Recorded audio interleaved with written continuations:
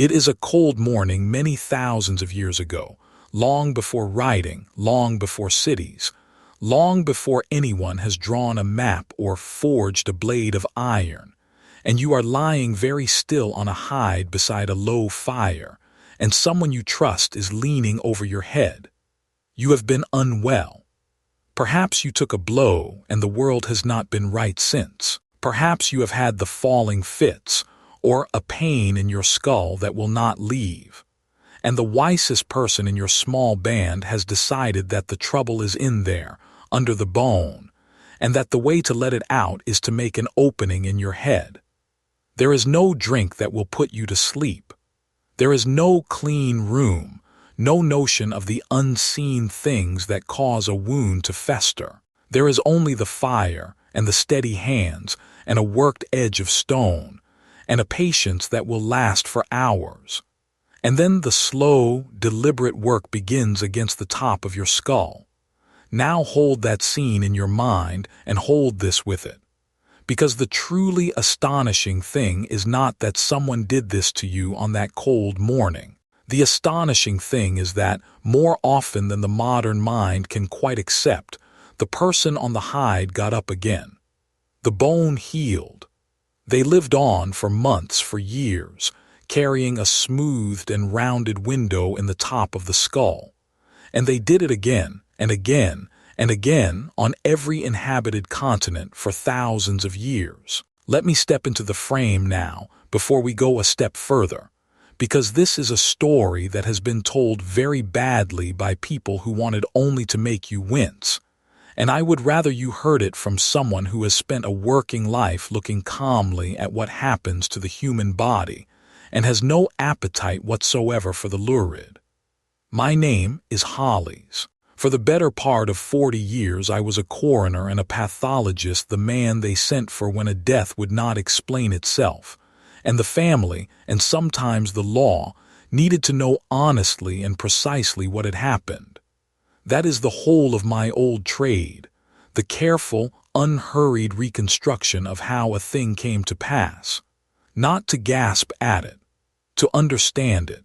And this particular thing, trepanation, the deliberate making of a hole in the living skull, is one of the oldest operations our species has ever performed, and one of the most misunderstood.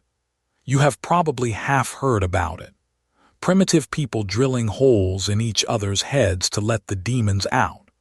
And that version is good for a shudder, and it is lazy, and it is not really the truth. The truth is far stranger and far more human. It is the story of an operation that was, by turns, a genuine and sometimes life-saving response to injury, and a thing done for reasons we now know to be entirely wrong, and that people somehow survived, in numbers that should stop you where you stand, for the greater part of human history, with none of the protections we would think it madness to work without. And let me be as plain as I can be at the top, because with a subject like this it matters. Everything I am about to tell you is history. It is not advice. Nothing in it is a recommendation about your health or anyone's then or now, and nothing in it should be taken as one. There will be no method here, nothing described that you could act upon, nothing but the careful account of a real thing that real people really did, told with respect for every one of them. This is the story of an idea that is older than the pyramids and stranger than any fiction, and of why, in the end, we very nearly stopped. So let us be clear first about what we are actually talking about, because the word does a lot of quiet work.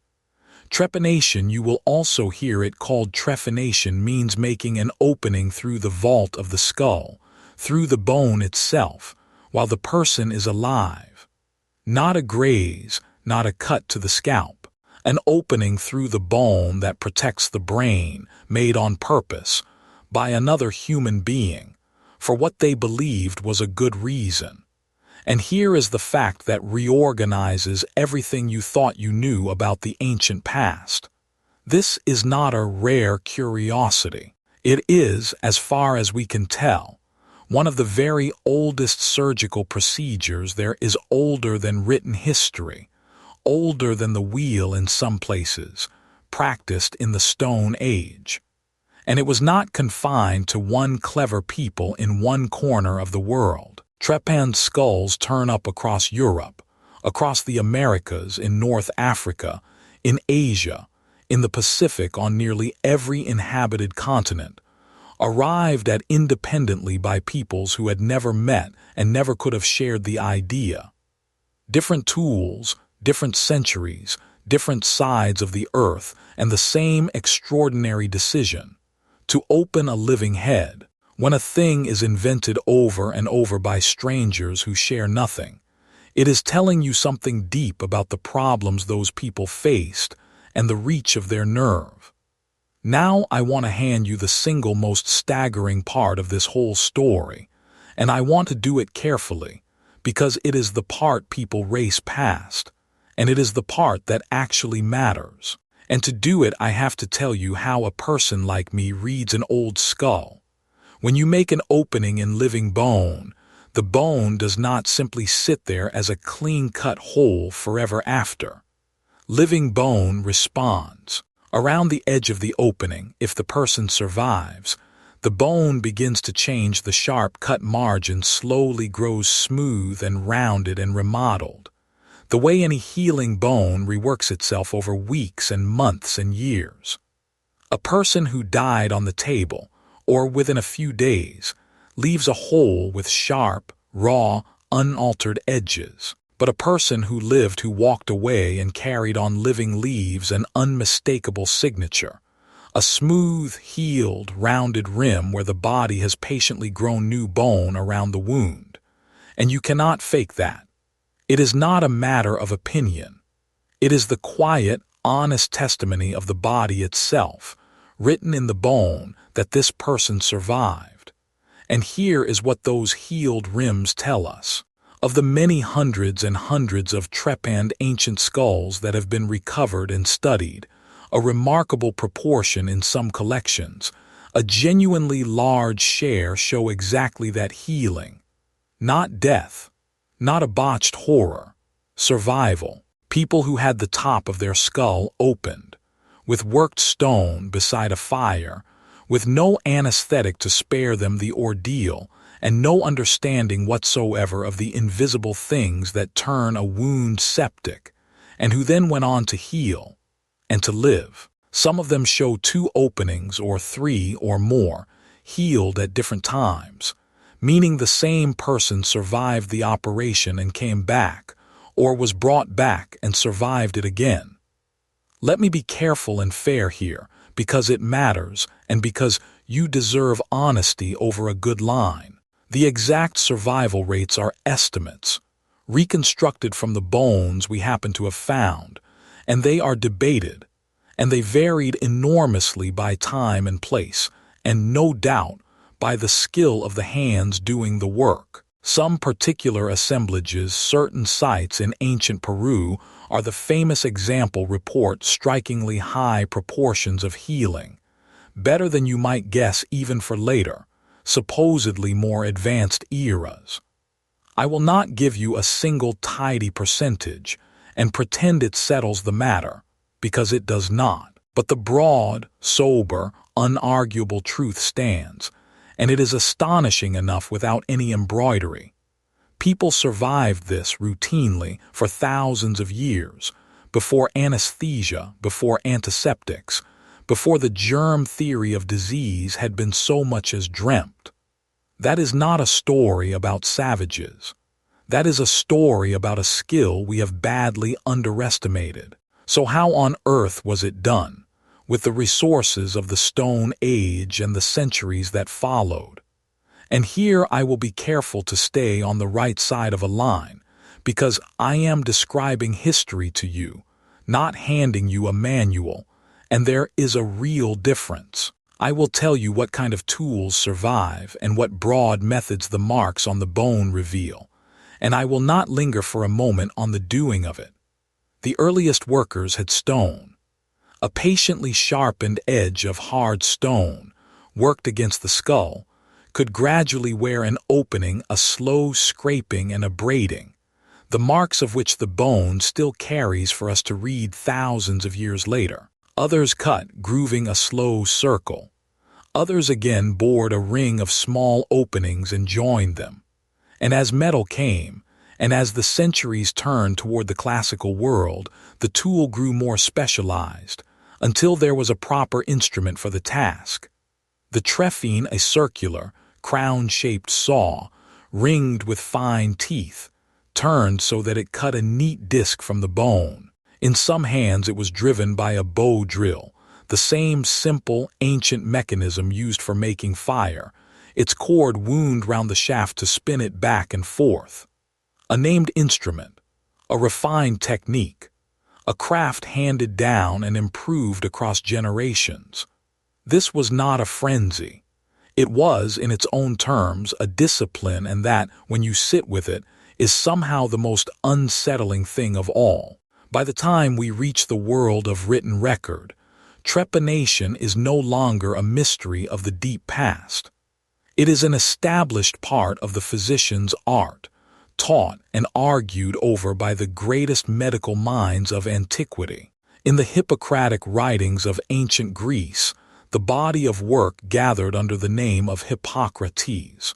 From around 2,500 years ago, the very foundation of the Western medical tradition there is careful teaching on injuries of the head, and on when the skull might be opened.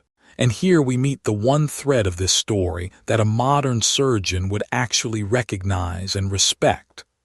The classical concern was very often the head wound, a blow, a fracture, a depression of the bone, and the idea of relieving what lay beneath it. Later, in the 2nd century of our era, the great Galen, physician to gladiators and to emperors, whose word would rule European medicine for well over 1,000 years, also wrote on operating upon the skull. These were not wild men. These were the most careful and authoritative practitioners of their age, treating grievous injuries with the best understanding available to them, and setting down rules and cautions for those who would come after. There is a real and serious medicine in this strand of the story, and I do not want you to miss it under the drama, because it is the thread that, thousands of years later, survives. But here is where the story turns, and where the shadow falls across it, and where it earns its place in this series.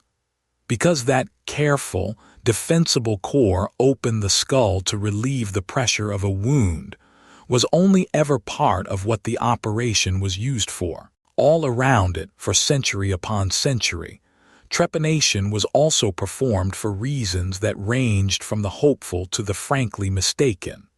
Through the medieval world and on into the Renaissance, and the early modern age, long after you might assume such a thing would have been left behind, the skull was still being opened. Sometimes, rightly, for a shattered or depressed fracture, but also for the falling sickness, the epilepsies. Also for melancholy and for madness, and for headaches that would not yield. Also, in the reasoning of the time, to release something trapped inside a pressure, yes, but for some a bad humor, an imbalance, even a malign spirit thought to be lodged within the head and needing a door made for its escape. The same opening in the same bone, made sometimes for a reason we would nod along with today, and sometimes for a reason drawn from a picture of the body and the mind that was simply, comprehensively wrong. And the person on the table could not tell the difference between the two. To them, it was the same operation, the same ordeal, the same act of trust. And this is the quietly terrible engine of it, the same engine that runs under every story I tell you. The operation, for the right narrow reason, could genuinely help, and so it kept its reputation. People saw it save a life after a caved-in skull, and reasonably concluded that opening the head was a powerful good, and then reached for that same powerful good to answer troubles it could do nothing whatever for. A thing that works, sometimes for one reason, becomes a thing done often for many reasons, most of them wrong. That is not stupidity. That is exactly how a sensible mind, without the knowledge we now take for granted, would reason its way from a real success to a long, costly mistake. So let me put the strange heart of this to you as plainly as I can, because it is not what you were led to expect walking in. The shock of trepanation is not simply that ancient people drilled holes in living heads. The shock is doubled, and it cuts both ways. On the one hand, there was, buried inside this ancient and often misguided practice, a genuine kernel of sound reasoning. When a blow to the head causes bleeding or a depression of the bone, pressure can build in that closed vault of the skull with nowhere to go, and relieving it can, in truth, save a life. That instinct make an opening, ease the pressure is not primitive nonsense. It is the ancestor of a real emergency operation a neurosurgeon might perform this very day. So the crudest, oldest version of this frightening thing had, occasionally, a real rationale. And on the other hand, for the overwhelming greater part of its enormously long history, it was not reserved for that narrow, defensible case.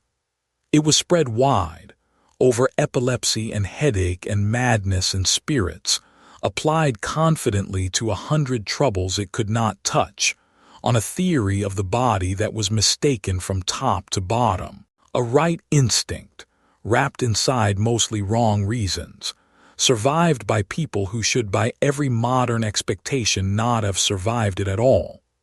Hold those three things together: the occasional real reason, the mostly wrong reasons, and the astonishing survival, and you have one of the strangest knots in the whole history of medicine. So how did we come down from it? How did a practice that spanned the entire human story, on every continent, narrow at last into the precise and rare thing it is today? Slowly, and through knowledge. As real anatomy was studied, as it became understood what actually lay beneath the bone and what actually did the harm, the vague old reasons for opening the skull began to fall away one by one.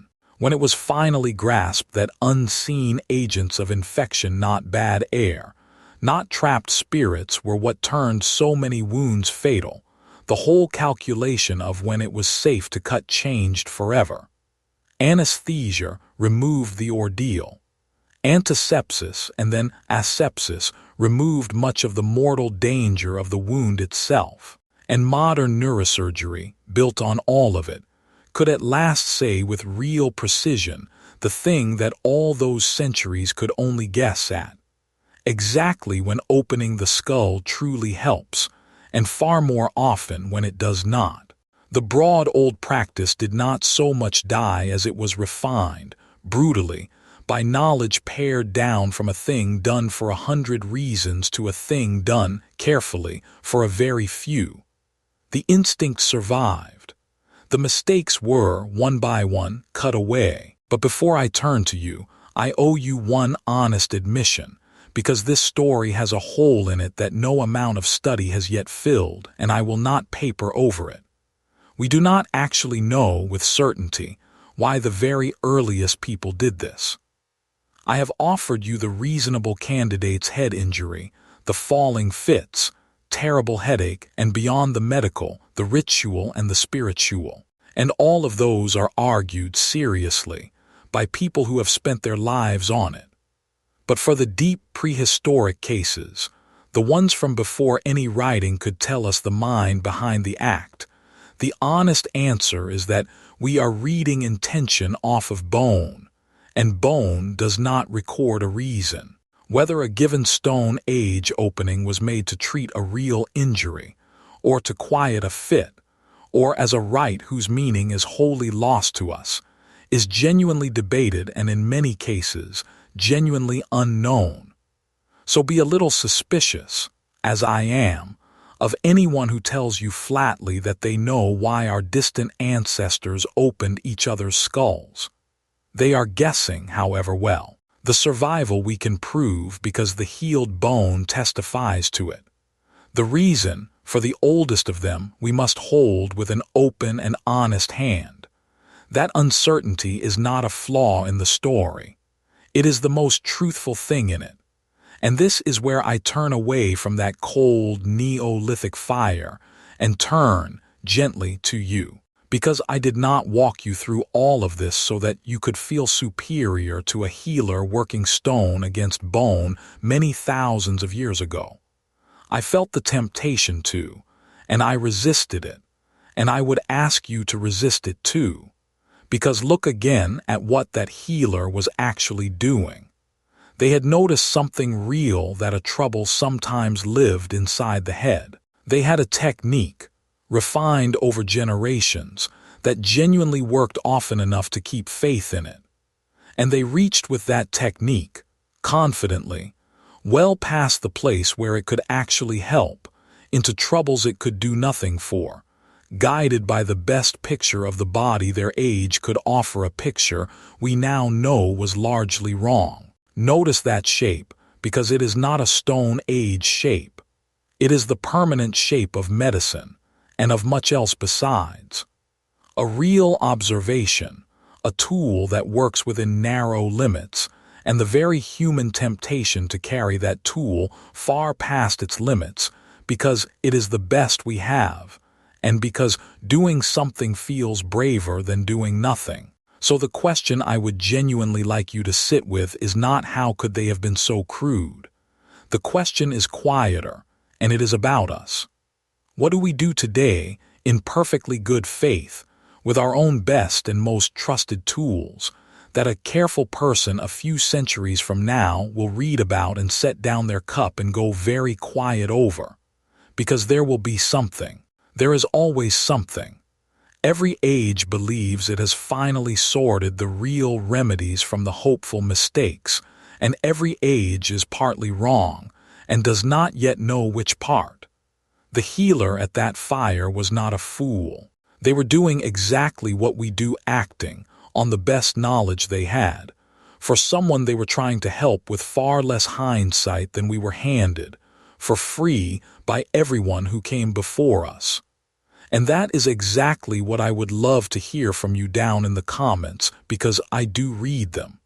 Here is my question, and I mean it plainly. Knowing now that people survived this, again and again, for thousands of years, with worked stone and steady hands, and none of our protections did that change the picture in your head of what our distant ancestors were actually capable of. Were you taught, as I was, to think of them as simpler than they were? Tell me. I am honestly curious which part of this surprised you most, the survival, the reach of it across the whole earth, or the plain fact that a sliver of the reasoning behind it was, all along, right. A young colleague of mine, I will call him Toby, for he would sooner I did not use his real name, asked me, when I was first turning this story over, whether it ever stops unsettling you, learning how much our forebears endured and survived. And I told him the truth, which is no, it does not, and that the day it stops is the day you have stopped paying proper attention. An old head nurse I worked beside for many years, a woman who had truly seen everything and been shaken by none of it, used to say that the human body is far tougher, and the human mind far braver than the comfortable modern imagination allows. She was right, of course. She usually was. For my part, I will keep doing what old coroners do, which is telling you the true and careful reasons behind things, one story at a time, with respect for everyone in them and no false comfort at the end. If you would like to sit in on the next one, and there are a great many of these stories still to tell, then do subscribe, and I will keep them coming. This has been the story of the oldest operation we know, an opening made in the living skull, for the right reasons and the wrong ones, and survived against all the odds we would set for it, for the whole long length of human history. Be a little kinder to those steady hands at the ancient fire than the jokes allow, and be a little humbler about the certainties of your own bright morning than feels entirely comfortable. My name is Hollis. Take care of yourselves, and I will see you at the next one.